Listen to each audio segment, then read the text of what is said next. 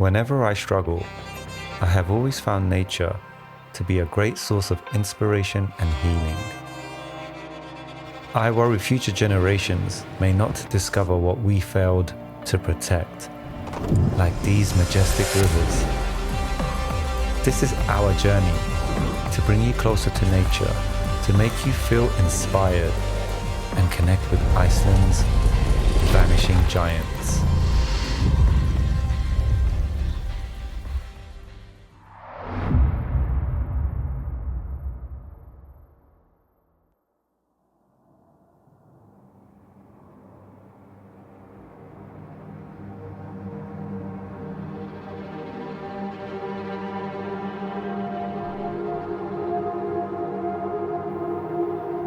Our goal is simple. This isn't just another travel video. We are exploring the south of Iceland, capturing the breathtaking glacial river braids, living patterns shaped by ice and time, now at risk of disappearing.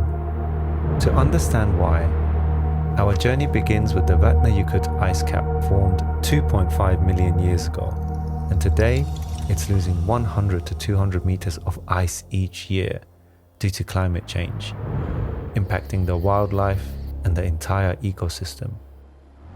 So we want to inspire you and to understand the transformation unfolding before us. My camera can only capture a fragment of the story, and their textures are magnificent.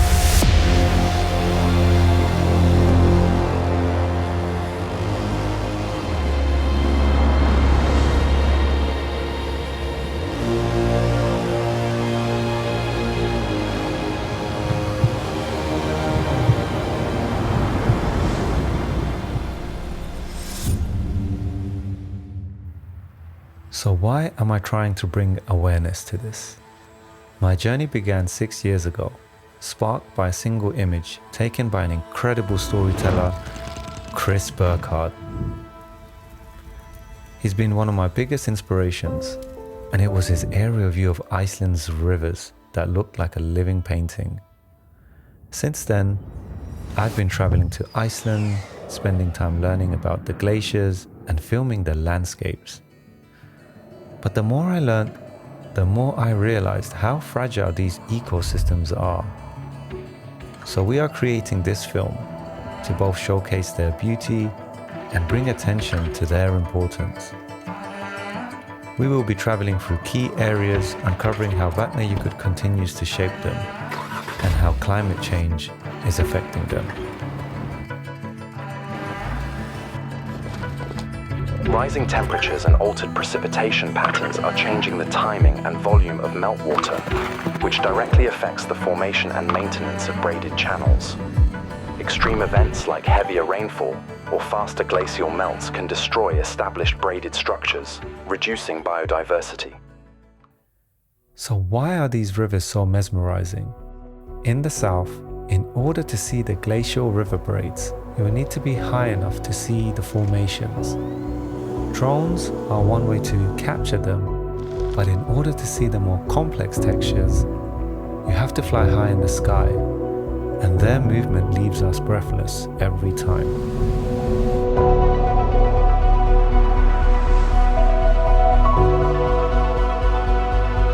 The greatest thing I've learned from these river systems is that when you really take a view that is a 30,000 foot view or a 3,000 foot view, or even you climb up on a hillside and you look down, you can see the beauty that's there. It's an important reminder that the moment you change your perspective, you can all of a sudden see something that you never had thought was there.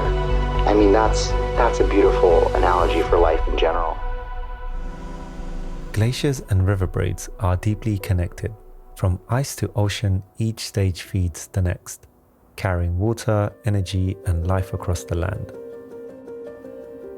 The journey begins at the ice cap, a huge layer of ice that stores fresh water. As it slowly moves downhill, it feeds the land below. Next is the glacier terminus, the edge of the glacier where the ice melts. The melting water flows out and begins to form small streams. Then into the headwaters.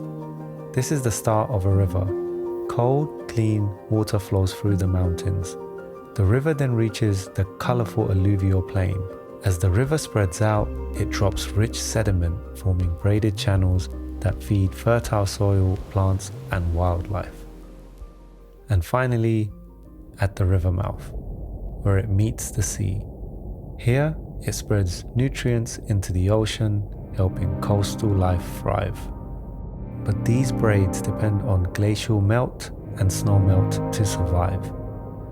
And as the glaciers retreat, there's a possibility of their collapse, and they could disappear. And as the temperature rises, we are seeing more storms, tsunamis, wildfires, floods, and tornadoes. The effects of the weather are becoming more extreme. If the glaciers keep retreating, we can see birds losing nesting grounds, fish losing channels, and entire ecosystems being disrupted.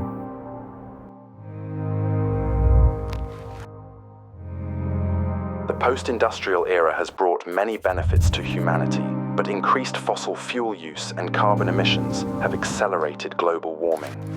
In places like Iceland, glaciers melt each summer, and rising temperatures now prevent sufficient ice from reforming during winter. This creates a self-reinforcing cycle of continued ice loss.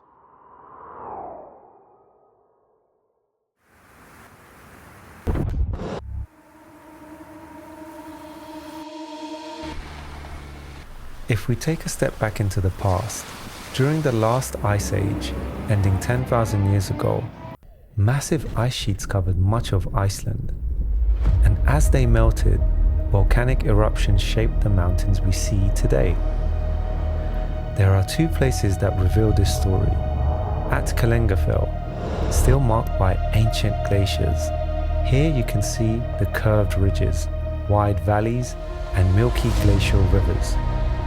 Hiking here connects you to these ancient glaciers. You can smell the sulfur and feel the heat from the steam. Nearby lies Landmannalaugar, a place of color and heat. The rhyolite mountains shimmer in hues of red, yellow, and green. Born from the eruptions of the Turfakul volcanic system, massive craters like the ones in Mývatn gives you a sense of what that environment was like 500,000 years ago. Around Landmannalaugar, nearby glaciers like Langnakut are shrinking rapidly, and over time, this leads to less meltwater feeding rivers during summer. We can start to see now how these glaciers have contributed to the environment and how these changes are impacting the system. In Iceland, some of my favorite elements are the waterfalls. They are closely tied to its glaciers. They are fed by melting ice, rainfall, and snow. Water cascades down cliffs, some diverted for hydropower before flowing to the sea. So as glaciers melt, in the short term, as the climate warms, the melting speeds up, so rivers swell and waterfalls can even look stronger. Hydropower benefits too. But in the long run, after a few decades, once the glaciers shrink too much, the opposite happens. Runoff peaks, then starts to decline because there just isn't enough ice left to feed the rivers. Rain and snow will keep some flowing, but by the end of the century, many smaller glacier-fed waterfalls could disappear. So what is the conclusion of our journey? The heat we feel today isn't just summer, it's a warning. Global warming isn't a distant threat, it's already here, and places like Mývatn are getting warmer than ever. In another part of Iceland, the Ökjakull glacier was declared dead in 2014. It was the first Icelandic glacier officially lost due to climate change. Ok fyrsti nafnkunni jökullinn til að missa titil sinn Á næstu 200 árum talið að allir jöklar landsins fari sömu leið. Þetta minnismerki til vitnis að við vitum hvað að gerast og hvað þarf að gera. Aðeins þú veist hvort við gerðum eitthvað. And as we reach the end of this journey, I just want to say I am truly grateful. I'm not a climate expert or an activist. I'm just someone with a camera trying to tell stories and maybe inspire a few people along the way. There's a lot going on in the world, but for me, nature has always been a place of healing. Hiking, exploring, just being out there, it gives me peace. So when you visit these places, go with intention. Let them move you, because what we feel, we protect. I want to end this with the person who inspired me to pursue this, and that was Chris. And I hope I've inspired you to have another perspective for Iceland and the glaciers and the planet. In Iceland, it actually felt like I could make a difference. And when I started documenting, first and foremost, Iceland's glacial river systems, there are these beautiful braided river systems that actually flow down from the glacier to the ocean. What's so cool about them is that the first time I ever shot them, photographed them, was because I was shooting surfing. Because this is how the sandbars were formed in Iceland for all of its incredible reef setups. What it's really known for is what it really has is endless beach breaks and crazy river mouths. And those river mouths, when you trace them back, they go to the glacier. And what flows out is glacial sediment. And that glacial sediment is just like crushed minerals and rhyolite, the pressure of the rocks. It's so cool when you